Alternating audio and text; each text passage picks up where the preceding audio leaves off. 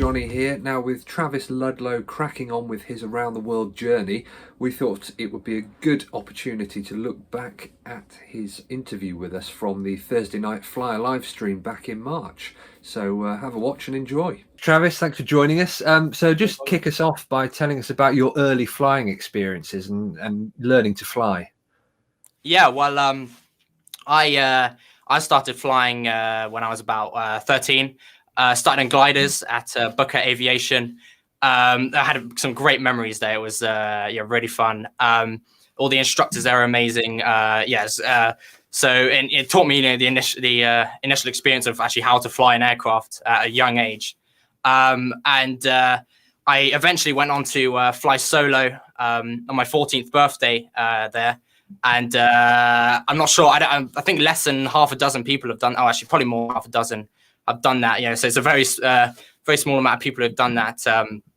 I lost it. Yeah, I lost that as the youngest person to fly glider solo for like a couple months or something. Someone else took it, but no, it was a lot of fun. It was a really windy day as well.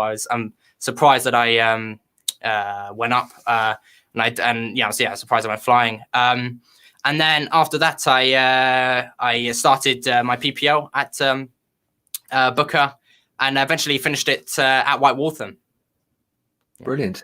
So you announced your plans for the round the world flight whilst you were still doing your PPL, weren't you? So how did that impact your training?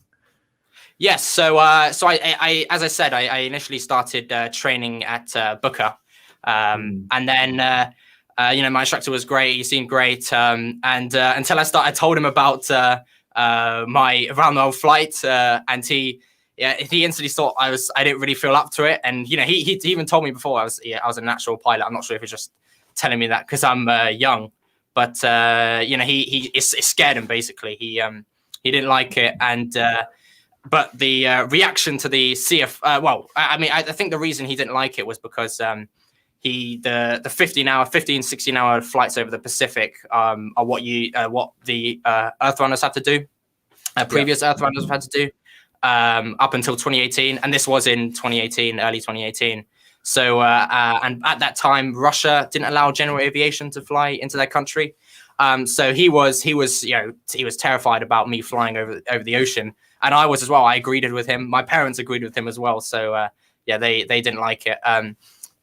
But then the reaction of the CFI there was even worse. They said that I'm basically it's like suicide really. Like I should look up the amount of people that have died flying around the world, and I looked it up. I was like, okay, this is not good, and it's like barely any people. It's a lot of people have flown around the world, and not so it's like less than 10 or something. I think have done it. I've been killed, so it's not bad at all. So that definitely scared me away from them. And I flew solo there at Booker, in a 152, and then me and my parents said that I should probably move away from there.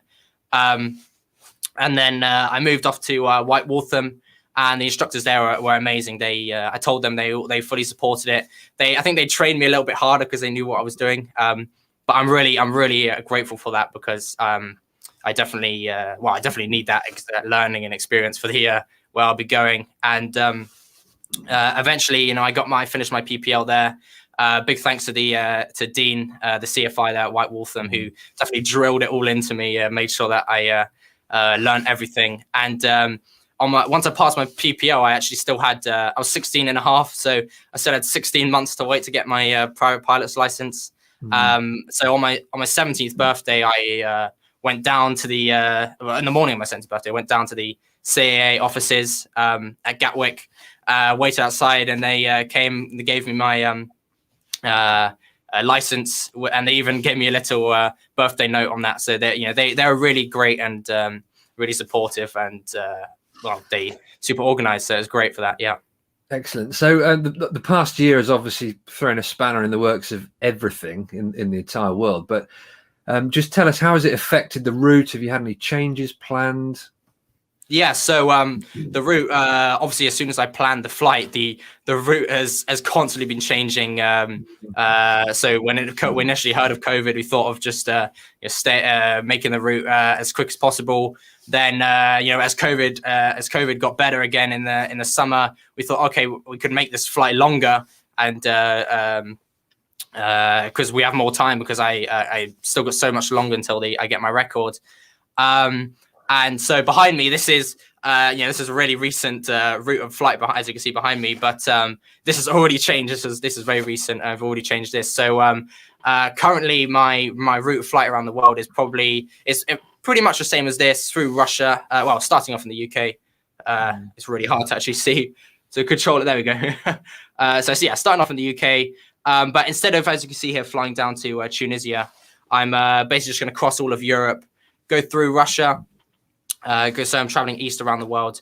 And then what I really like to do is, where am I? There we go. Fly around South America to cross the equator. Obviously, I'm not sure if that's going to be possible because of coronavirus. So I'm always looking at checking the situation around the world, of course, for coronavirus. Flying, if I can't fly down to South America, I'll be basically zigzagging around America. The Guinness World Records actually allows that, because you need to fly the equivalent of the Tropic of Cancer, so the Tropic of Cancer. So that's about 22,858 miles, I think, to be exact. Okay.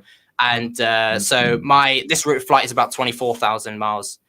So I'm well over that. So I only really would take off my around the world flight if the coronavirus situation around the world is looking good, because I don't really want to make me or my sponsors look bad for taking off and being all selfish and putting loads of people in danger. So it all depends again on how coronavirus is going to turn out. Yeah, so these changes and the situation in general, what have they done to your mindset? And are you in more of a hurry? And what sort of time frame are you working to? Yeah, well, it's. I mean, you could say it's in more of a hurry, but I've never been more a person who like rushes or panics. I always take my time on stuff. And really, the world record. Sure, it'd be great to get the world record, but it's not the end of the world if I don't get it. I still flown around the world. I still got the experience, and I don't want to put myself in danger at all for rushing. Because I've heard about other past Earthrounders. As soon as they start to rush, it starts getting dangerous. The previous Earthrounder, Mason Andrews, his name is. He's quite rushed a little bit, so he flew actually down to the Far East, and he got stuck in a monsoon over Japan. And the hailstorm was so bad there that because he rushed to get through to take off and get out of there, but he had to go through a monsoon. The hailstorm actually ripped the paint off the wings and stuff like that. Mm-hmm. So it's pretty crazy what happened there. But for me, I'm always making sure that I'm as safe as possible for the flight. And so to do that, I can't rush at all, even if I don't get the world record. So that's it, really. Yeah. Yeah. So now talking about aircraft, tell us about yours. Yeah. So my aircraft, I can't really talk much about it because I've had some issues with but let's just say my legal team is sort of covering it. The plane's all ready to fly, but I can't really say much else about what's happening with the aircraft. I've got a legal team to sort it out. So I have two other options for an aircraft. One. So my aircraft that I have, which I can't fly right now, is currently is a diesel, a PA-28 diesel. The other aircrafts, one's diesel as well, or jet fuel. And the other is avgas. So basically, just got to decide which one to take. So the benefits of jet fuel is a much longer range, and jet fuel is available everywhere around the world. And avgas, but still with avgas is still available in every spot that I'll be landing at because of my overflight companies, General Aviation Support Egypt, they help me out with that, and MAK General Aviation Services. So pretty much it doesn't really matter which. It's basically a preference, whichever best aircraft I think would be best. And unfortunately, they both don't have Bennett King avionics, which is what my aircraft has. Right. So the one has all Garmin equipment. The other has mostly Avidyne equipment, some Garmin as well. So, but I can still, slap on some Bennett King stickers onto the aircraft that I fly around the world. Yeah. Great. So right now, what kind of preparations are you doing? Well, right now I'll actually be flying very soon. Start building some hours this weekend. Hopefully, start flying. Got a PA-28. I can start building some hours in. I've been looking in the flight simulator a lot. Practicing in there. I watched a lot of YouTube videos and about because that's the best I could do really here while in lockdown. I watched a lot of YouTube videos about all the flying IFR and all that sort of stuff. I've got my instrument rating, Right. And I've also been talking to a lot of past Earth rounders. So they're really the biggest thing the best thing I could do to prepare is talking to them. They've experienced it all. I've talked to the other day. I talked to someone who broke the world record back in 2013, youngest person, and he's a really great help, huge inspiration as well, and his name's Ryan Campbell. He really helped me out with that. Other than that, there's not really much else I can do except fly, talk to other Earth rounders, and just keep on practicing. I would like to get some IFR practice in because I got my instrument rating, finished it last year, and haven't actually managed to get because of lockdown. I got my instrument rating with AeroGuard in Phoenix, Arizona, over here. And as the weather over there is so good, I haven't had a lot of time in actual IFR or any really time IFR over here either. So I really need sort of help with someone who can help supply me with aircraft that can do IFR and not supply me with an aircraft, but you can be sort of a safety pilot while I'm flying around here. Yeah. Right. And just a final question. You're looking at doing this once and then flying around the world again. Is that right? Yep. Yes. So, the reason for that is because I'm flying around the world. May 29th is when I take off. And the latest possible landing time and when I'll probably be arriving is July, mid-July. And that's when that's when Oshkosh is Oshkosh starting at the end of the month. So what I'm doing is I'm landing back in the UK to finish the record, and I'm taking back off again to land at Oshkosh because the initial plan before coronavirus was for me to land at Oshkosh during my flight around the world. That'd be one of the stops. Obviously, that's not possible now. So I fly to America, and I land at Oshkosh, stay there, and then basically tour around the US for seeing sponsors and doing stuff for UNICEF, raising money, and then I worked it out. I'll end up somewhere on the West Coast, maybe Canada or Alaska, and from there, I've already done a third of the trip around the world. I thought, I might as well just hop over to Russia, fly through Russia again, and through Europe again and back home again, and make it twice around the world in the same year, and become the youngest person to do that as well. So that's the reason for that. Yeah.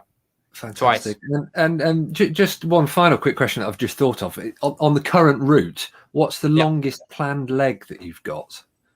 So my longest planned leg is about 7.5 hours of flight time in the PA-28, and as you can see it, where is it? Here it is on the map in Russia. I think it's about 800 nautical miles.